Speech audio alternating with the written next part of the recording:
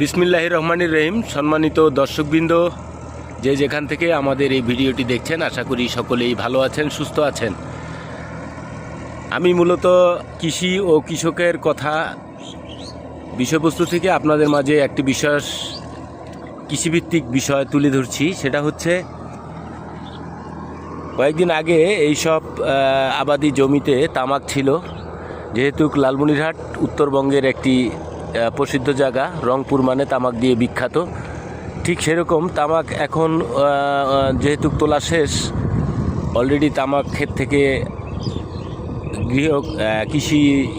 কৃষকরা উঠিয়ে নিয়েছে। ঠিক তামাক উঠানোর পর আবারও এইসব জমিতে, এই যে দেখুন, রোয়া গাড়া হচ্ছে, ধানের চারা রোপণ করা হচ্ছে। মানে জমি আর কি যে পতিত থাকবে 2, 4, 5, 10 দিন, 15 দিন, সেটার কোনো সুযোগ নেই। একটা আবাদ ওঠার পরেই আরেকটি আবাদ শুরু হয়ে যায়। এই যে দেখছেন, আমাদের কৃষক ভাইয়েরা ধানের চারা রোপণ করছে। এই জমিগুলোতে আসলে তামাক ছিল, সেই তামাক তুলে তারা এই যে রোয়া লাগাচ্ছে। এগুলো কি ধানের চারা ভাইজান? হাইব্রিড ধান, তাই না?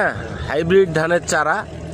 আসলে এই হাইব্রিড লাগানোর কারণ হলো, যেহেতু তামাক থাকার কারণে এইসব জমিতে যথাসময়ে রোয়া বা এই চারা লাগানো সম্ভব হয় নাই।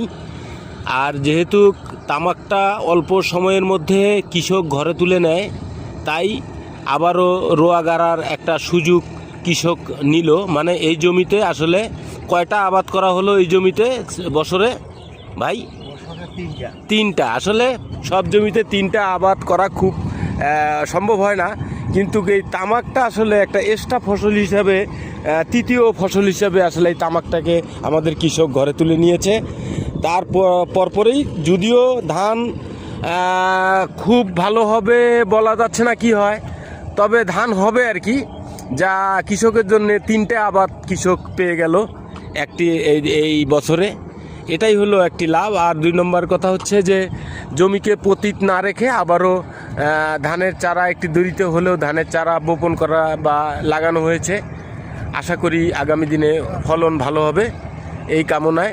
যারা যেখান থেকে আমাদের আজকের এই কৃষি ও কৃষকের কথা অনুষ্ঠানের ভিডিও চিত্রটি দেখছেন, সকলকে অনেক অনেক শুভেচ্ছা, অভিনন্দন জানিয়ে ভালো থাকবেন, আমাদের জন্য দোয়া রাখবেন,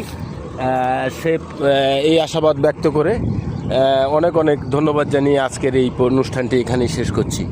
ভালো থাকবেন, সুস্থ থাকবেন, ধন্যবাদ।